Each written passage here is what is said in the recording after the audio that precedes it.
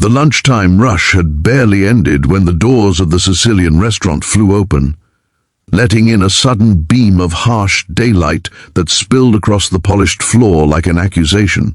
The clatter of cutlery froze. A woman staggered inside with blood trailing down her arm, her breaths shallow and trembling as though each one was a plea to stay alive. Behind her, the world outside looked painfully normal, bright and indifferent. Inside, it felt like time had stopped. The restaurant belonged to Mauro Ventresca, a man whispered about across the city, powerful, fear-disciplined, the kind of man whose name traveled like a rumor of thunder before a storm. Yet in that moment, even he stood still as the wounded stranger collapsed to her knees. Her name, he later learned, was Aria Lorne, and the sight of her, broken, frightened, and barely clinging to life, became the crack through which everything in his world would begin to change. If you believe in kindness, in second chances, and in the power of unexpected hearts crossing paths, please like, comment, share, and subscribe to Light of Kindness to support stories that remind us what humanity truly means.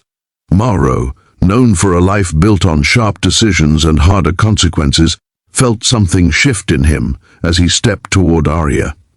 He had seen violence, caused violence, lived in rooms where mercy felt like a stranger, yet something about her eyes held a kind of desperation that didn't ask for pity. It asked for truth. The midday sunlight filtering in from the windows revealed bruises on her shoulder and dirt smudged across her face, as if she had been running through more than streets, running through fear itself. He ordered his men to lock the doors, not because he wanted to imprison her, but because danger often travels with the injured. When he knelt beside her, he saw she was clutching her side as though holding her own ribs together. She wasn't trembling from shock alone. She was trembling from a story that weighed heavily inside her and was fighting to break free. Aria had once believed in safe roads and predictable tomorrows. She had grown up in the quiet part of the city with a father who repaired bicycles and a mother who spent afternoons painting seascapes. But life had an unpredictable way of changing course in a single moment. When her parents passed away within months of each other, she found herself alone with grief that felt too heavy for someone her age. She pushed through, picked up small jobs, volunteered at community shelters, and slowly tried to build a life that didn't collapse under the pressure of what she had lost. Her world wasn't glamorous, but it was honest. Until the day she accidentally witnessed something she was never meant to see. She had been delivering paperwork to a local warehouse when she heard a shout echo through the metal corridors. Curiosity led her only a few steps closer, but those few steps were enough to entangle her in a secret exchange between men whose faces held no softness. They were arguing over a ledger, names, payments, betrayals, and she understood instantly that this was not a world she belonged in. One of them, a sharp-eyed man named Corvin Drell, spotted her before she could leave. He didn't shout or chase her. He simply smiled, and something in that smile warned her that freedom wouldn't be as simple as walking away. That night, her apartment door was kicked in. She managed to escape through the fire escape, clutching her bag and a breath she didn't know she still had. Corvin didn't forgive accidents, and Aria was now a loose thread in a fabric woven from lies and danger. For days she ran, moving from one side of the city to another, hiding in public spaces, leaving her phone behind, and trying to make herself invisible. But Corvin's men had the kind of reach that choked hope. That morning, thinking she had gained a moment of peace, she stepped out of an alley just as a black car pulled beside her. The man who stepped out wasn't Corvin, but he served him. He fired once, quick and efficient, before she managed to run into a crowded street. The bullet grazed her side, tearing through flesh and leaving a burning ache that made her vision blur. She had no destination in mind, only the desperate instinct to stay alive. The bright reflection from the restaurant windows caught her attention like a lifeline, and with the last of her strength, she stumbled inside. Mauro watched her as she fought to explain herself through pain-ridden breaths. She spoke of running, of danger, of a man whose shadow lingered over her like fate itself. Mauro had met countless people who lied to survive, But Arya's fear wasn't crafted. It was raw. He called for the elderly medic who lived above the restaurant, a retired doctor who had patched up more wounds in Maro's circle than any hospital ever would. As the doctor cleaned and bandaged Arya's injury, Maro stood at the window, the sunlight painting sharp lines across his stern face. He wasn't a man used to questioning whether he should get involved in someone else's trouble. But something about Arya's situation dug deep into the part of him that remembered what it was like to be powerless once, long before he became the man people feared. Maro had come from a childhood carved by hardship. His father had been a fisherman who lost his life at sea, and his mother worked endlessly just to keep their home warm. By the time Maro was 16, he had fallen into the city's darker networks, not out of ambition but out of survival. His rise to power was built on discipline, loyalty, and a heart he forced into silence to become who he needed to be. But that heart, though buried, was still very much alive, and in Arya's trembling hands and wounded courage it stirred again. Arya awoke hours later in a quiet room above the restaurant, sunlight still pouring through the curtain like a gentle blessing. Her side throbbed, but the bandage was secure. She didn't know where.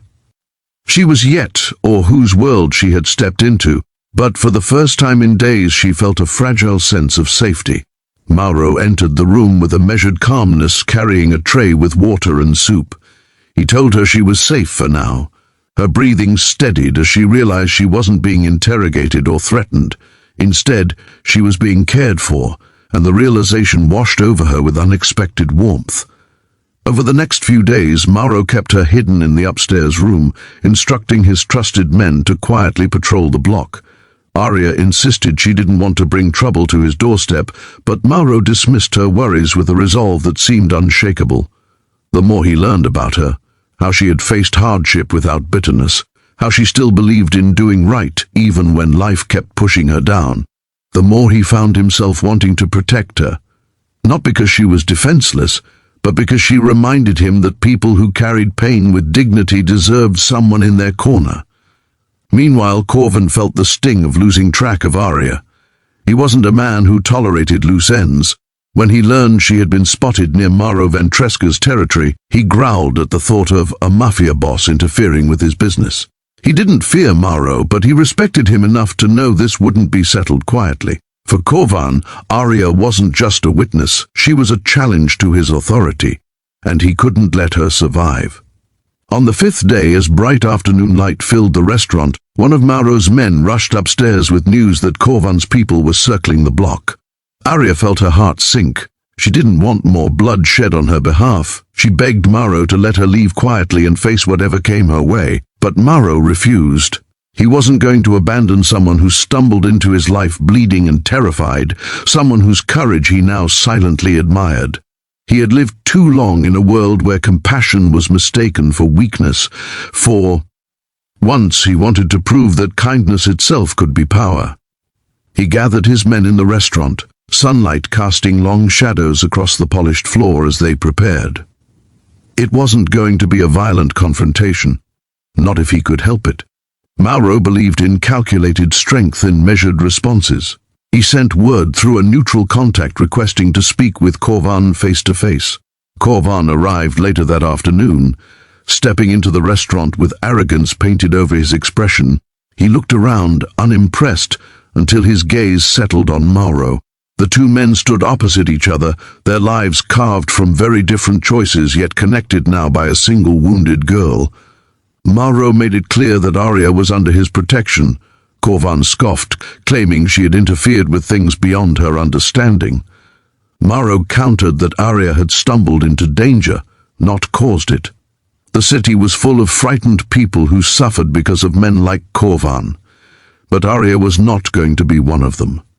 Corvan, sensing Mauro's unwavering resolve, realized that pushing this further could ignite a conflict he wasn't prepared for. After a tense, quiet standoff, he finally agreed to cut ties with the chase. He didn't do it out of fear.